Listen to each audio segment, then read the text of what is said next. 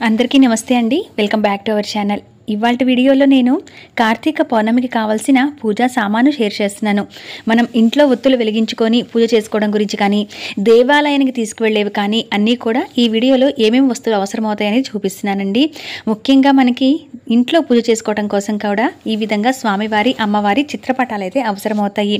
విష్ణుమూర్తి, లక్ష్మీదేవి, శివుని, పార్వతి చిత్రపటం. పౌర్ణమి వేళ లక్ష్మీదేవి అమ్మవారికి పూజ చేస్తాం కాబట్టి అమ్మవారి చిత్రపటం కూడా పెట్టుకోవచ్చు. అంతేకాకుండా ఒకవేళ మీ దగ్గర విగ్రహాలు ఉంటే విగ్రహాలు పెట్టుకోవచ్చు. శివలింగం లేకపోతే రుద్రాక్షను పెట్టుకోవటం.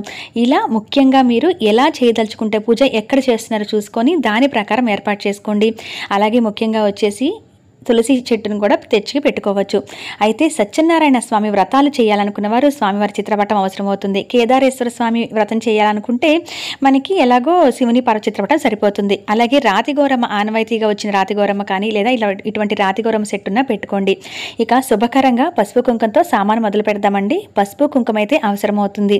ఇక అలాగే మనకి కార్తీక మాసంలో ఎక్కువ అవసరమయ్యేవి దీపారాధనకి అవసరమయ్యే ఒత్తులు. కుంభ ఒత్తులు అరిడొప్పలో వెలిగించుకోవడం కోసం, ఉసిరి దీపాల్లో వెలిగించుకోవడానికి, అలాగే కొంతమంది పిండి ప్రమిదల్లో కూడా వేసుకోవచ్చు. అటువంటి వాటికి ఇలా కుంభ ఒత్తులు, పువ్వొత్తులు అంటారు కదా, అవి కావాలి. మామూలు ఒత్తులు అవసరమవుతాయి. జిల్లేడు ఒత్తులతో ఈరోజు దీపారాధన చేయవచ్చు. పసుపు ఒత్తులు, ఎరుపు ఒత్తులని, తులసి ఒత్తులని గ్రీన్ కలర్లో దొరుకుతుంటాయి. అయితే ఇవి మీకు అందుబాటులో ఉంటే చేసుకోండి, లేదంటే మామూలు ఒత్తులు సరిపోతాయి. ఇక వచ్చేసి 365 ఒత్తులు. పౌర్ణమి రోజు అందరూ వెలిగించుకునేది ఈ ఒత్తులని. ఈ 365 ఒత్తుల్ని ఇంట్లో అయితే ఏ విధంగా వెలిగించుకోవాలి, అలాగే కార్తీక పౌర్ణమి పూజని ఏ విధంగా చేయాలి, నియమాలు ఏంటి, ఉపవాసం ఎలా ఉండాలి, వ్రతాలు చేసుకునేవారైతే కనుక ఎలా చేసుకోవాలి, ఇవన్నీ కూడా నేను విధి విధానాలన్నీ కూడా వివరిస్తూ పౌర్ణమి పూజా విధానం షేర్ చేస్తున్నానండి. ఒక్కసారి చెక్ చేయండి, మీకు తప్పకుండా యూస్ఫుల్గా ఉంటుంది ఆ వీడియో. ఇక అలాగే దీపారాధన ఒత్తులతో పాటు అవసరమైంది నువ్వుల నూనె లేదా ఆవు నెయ్యి. ఆవు నెయ్యి అన్ని ఒత్తులకి, అంటే అన్ని ఒత్తులతో దీపారాధన చేయడానికి కుదరకపోతే 365 ఒత్తుల్లో వేసినా సరిపోతుంది. లేదా కొన్ని దీపాల్లో ఆవు నెయ్యి వేసి కొన్ని దీపాలు నువ్వుల నూనెతో వెలిగించుకోవచ్చు.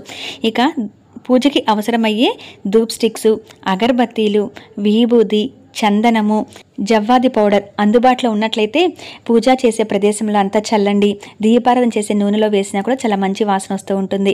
కాబట్టి ఒక గంధము, జవ్వాది పౌడరు, మనం పసుపు కుంకుమ బొట్లు ఏదైనా ఫోటోకి అలంకరించడానికి నీటికి బదులుగా రోజ్ వాటర్ కూడా వాడుతూ ఉన్నాము, అలా కూడా వాడచ్చు. సో ఇటువంటివి ఏర్పాటు చేసుకోవాలి. పూజకి ఇవన్నీ కూడా ఈ కార్తీక మాసంలో కొన్ని వస్తువులు అయితే మనం తప్పనిసరిగా తెచ్చుకుంటూ ఉంటాం. అవి నిండుకుంటూ ఉంటే మళ్ళీ తెచ్చుకుంటూ ఉంటాం కదా.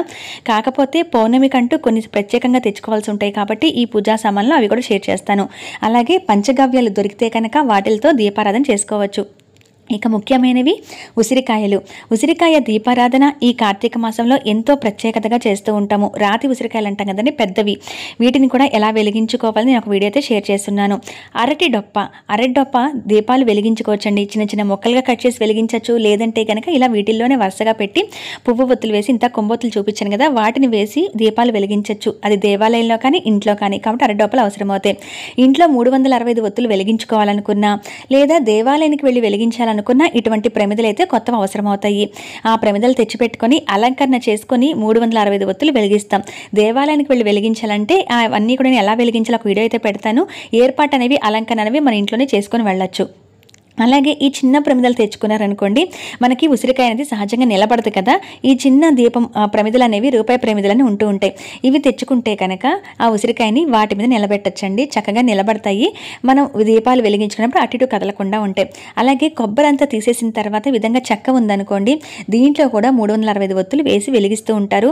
మట్టి ప్రమిదలు దొరుకుతుంటాయి కాబట్టి శాస్త్ర ప్రకారం మట్టి ప్రమిదలనే వాడండి. ఒకవేళ మీకు అందుబాటులో లేకపోతే కనుక ఈ కొబ్బరి చిప్పలో కూడా వెలిగించవచ్చు. సో ఇవైతే అవసరమవుతాయండి. ఇవన్నీ తప్పనిసరిగా ప్రత్యేకంగా తెచ్చుకునేవి. ఇక కామాక్షి దీపం ఉంటే కనుక ఇంట్లో వెలిగించుకోవచ్చా అని అడిగారు. ఈసారి పౌర్ణమి 2024వ సంవత్సరంలో నవంబర్ 15న శుక్రవారం వచ్చింది. చాలా చాలా మంచి రోజు, అమ్మవారికి ఎంతో విశిష్టత కలిగిన రోజు. కాబట్టి కామాక్షి దీపాన్ని తెచ్చి వెలిగించుకోవాలనుకున్నా, ఆల్రెడీ ఇంట్లో ఉన్నది వెలిగించాలనుకున్నా శుద్ధి చేసి వెలిగించుకోండి, చాలా మంచిది. ఇటువంటి కాయిన్స్ ఉంటే మీ దగ్గర శివలింగం లేకపోతే రుద్రాక్ష కానీ, ఇటువంటి వెండి కాయిన్ కానీ, లేదా మామూలుగా 1 రూపీ కాయిన్ పెట్టుకొని అభిషేకం చేసుకొని చక్కగా పూజించండి. ఒకవేళ మీకు ఈ పూజ చేసుకుంటున్నప్పుడు ఇటువంటి కాయిన్ ఉంటే చంద్రునిగా అనుకుని కూడా పూజ చేసుకోవచ్చు. పౌర్ణమి వేళ వచ్చే కాబట్టి ఈ పూజని ఈ చంద్రునికి కూడా మనం అష్టోత్తరం చదువుకుంటూ పూజను చేసుకుంటాం. కాబట్టి చంద్రునిగా భావించి కూడా గంధం బొట్లు పెట్టి ఒక తమలపాకు మీద పెట్టి చంద్రుని అష్టోత్తరం చదువుకుంటూ పూజ చేసుకుంటే మానసికంగా ఏదైనా సమస్యలున్నా అవన్నీ తొలగిపోతాయని చెప్తారు. మరి శివునికి పూజ చేసినప్పుడు మనం తులసమ్మ దగ్గర పూజ చేసినప్పుడు ముగ్గురి అమ్మవార్ల స్వరూపంగా తులసి మొక్కకు పూజిస్తున్నాం. లక్ష్మి, సరస్వతి, గౌరీ. కాబట్టి అమ్మవారికి పూజ చేస్తున్నప్పుడు ఇటువంటి మంగళకరమైన వస్తువులు వాడచ్చు. మీరు పౌర్ణమి వేళ ఒక పక్క లక్ష్మీ అమ్మవారిని కూడా చిన్న అమ్మవారిని పెట్టుకుని పూజ చేస్తాం అనుకుంటే ఇటువంటి మంగళకరమైన వస్తువులు గోమ చక్రాలు, అలాగే చిట్టి గాజులు, కాయిన్స్, శ్రీఫలం ఇటువంటి వేటిలతో అయినా మనం పూజని అమ్మవారికి చేసుకోవడానికి ఇటువంటి మంగళకరమైన వస్తువులు అవసరమవుతాయి. ఇవేమీ లేవనుకోండి పసుపు కొమ్ములతో చేసుకోవచ్చు. అవి కూడా అవైలబిలిటీ లేకపోతే అక్షింతలు, పూలతో అమ్మవారికి పూజ చేసుకోవచ్చు. కుంకుమ పూజ చేసుకుంటే ఈ పౌర్ణమి వేళ మరీ మంచిది. కాబట్టి ఆ విధంగా అయినా పూజ చేసుకోండి. మన దగ్గర ఉన్న వస్తువులతో అమ్మవారికి భక్తి ప్రధానం. వాటిలతో అమ్మవారికి పూజని చేసుకోండి. ఇక పూజకి అవసరమయ్యే వస్తువులు ఏవైతే మనం వాడదాం అనుకుంటున్నామో అవన్నీ ఒకసారి శుద్ధి చేసి చక్కగా తుడుచుకొని ఆరబెట్టుకుంటే పూజా ప్రదేశంలో ఇవన్నీ సర్దుకుంటే మనకి చాలా వరకు పని తగ్గుతుందండి.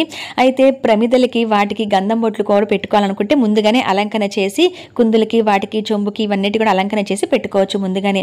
ఇక కావాల్సింది ముగ్గుల కోసం బియ్యపిండి, పచ్చి చలిమిడి అనేది నైవేద్యంగా పెడుతూ ఉంటాము. దేవాలయానికి కూడా నైవేద్యానికి తీసుకువెళ్తూ ఉంటాం. కాబట్టి బియ్యపిండి అయితే ఇలా అవసరమవుతుంది. అయితే ఇది బియ్యం కడిగి ఆరపెట్టి బియ్యపిండి తయారు చేసుకుంటూ ఉంటాం పూజలకు వాడేది. అయితే బయట పిండి కొనొచ్చని అంటున్నారు. ఇది అందుబాటులో లేకపోతే మీరు బయట పిండి కొని తెచ్చుకోవచ్చు. అయితే పూజల కోసం ప్రత్యేకంగా పెట్టుకోండి. విడి రోజుల్లో ఆడవాళ్ళకు ఉండే ప్రాబ్లమ్స్ వల్ల అవన్నీ ముట్టుకుంటూ ఉంటాం కాబట్టి అలా కాకుండా ఫ్రెష్గా తెచ్చుకోవడానికి అయితే ప్రయత్నించండి. ఇక అభిషేకానికి కానీ ప్రసాదానికి కానీ అవసరమయ్యే ఆవు పాలు, వడపప్పు కోసం పెసరపప్పు అవసరమవుతాయి. ఇక అలాగే వినాయకుడికి నైవేద్యం పెట్టడానికి కానీ ఏదైనా నివేదన చేయడానికి దేవాలయానికి వెళ్ళినప్పుడు బెల్లం ముక్క కూడా నివేదన చేయవచ్చు. కాబట్టి ఇటువంటి బెల్లాన్ని తీసుకువెళ్ళండి. ఇంట్లో కొబ్బరికాయ కొట్టాలనుకున్నా, దేవాలయానికి వెళ్ళి గుడికి వెళ్ళి మీరు కొబ్బరికాయని కొట్టాలనుకున్నా ఇటువంటి కొబ్బరికాయలు అయితే అవసరమవుతాయి. ఇక పూజకి మీకు దొరికిన పూలు, మీకు ఎటువంటి పూలు దొరికినా కూడా చక్కగా స్వామివారికి నివేదన చేయవచ్చు. వీటితో పాటు మీరు దొరికితే కనుక బిల్వపత్రాలు కూడా తెచ్చుకోండి. మారేడు దళాలు శివయ్యకి చాలా ఇష్టం. మరి పౌర్ణమి రోజు అటువంటి మారేడు దళాలతో ఆయన అర్చిస్తే చాలా చాలా మంచిదండి. ఇక అలాగే తమలపాకులు అయితే అవసరమవుతాయి. దీపపు కుందుల దగ్గర వేయడానికి కానీ తాంబూలం ఇవ్వడానికి చక్కగా అవసరమవుతాయి. ఇవ్వండి పూజా సామానన్నీ కూడా మనకి కావాల్సినవి. ఒకవేళ మీరు ఏదైనా సత్యనారాయణ స్వామి వ్రతాన్ని, కేదారేశ్వర స్వామి వ్రతాన్ని చేయాలి అనుకుంటే ఈ వీటిలతో పాటు కొన్ని మీరు నైవేద్యానికి కావాల్సినవి కూడా తెచ్చుకోవాల్సి ఉంటుంది. పటాన్ని ఏర్పరచుకోవాల్సి ఉంటుంది. సత్యనారాయణ స్వామి పటం కానీ రూపు కానీ ఇటువంటివి తెచ్చుకోవాల్సి ఉంటుంది. కేదారేశ్వర స్వామి వ్రతం బుక్కు, సత్యనారాయణ స్వామి వ్రతం బుక్కు ఇటువంటివన్నీ అవసరమవుతాయి. పౌర్ణమి పూజ వరకు ఇంట్లో దీపాలు వెలిగించుకోవడానికి, పూజ చేసుకోవడానికి, గుడికి వెళ్ళి మనం పూజ చేసుకోవాలంటే ఈ మాత్రం వస్తువులు సరిపోతాయండి. వీటిల్లో అనునిత్యం మన ఇంట్లో ఉండేవి కొన్ని అయితే మళ్ళీ కొన్ని ప్రత్యేకంగా అరిడొప్పని, ఉసిరికాయలని, అలాగే ఏదైనా పూలని, తమలపాకులు ఇటువంటివన్నీ కూడా మనం ప్రత్యేకంగా తెచ్చుకుంటూ ఉంటాము. మరి ఇవ్వండి కార్తీక పౌర్ణమికి కావాల్సిన పూజా సామాగ్రి. వీటిల్లో ఏవి ఉన్నాయి, ఏవి నిండుకున్నాయి ఒకసారి చెక్ చేసుకొని మీరు తెచ్చుకుంటారని ఒక ఐడియాతో షేర్ చేశాను. మరొక మంచి వీడియోతో మళ్ళీ కలుస్తాను. అంతవరకు సెలవు. నమస్కారం.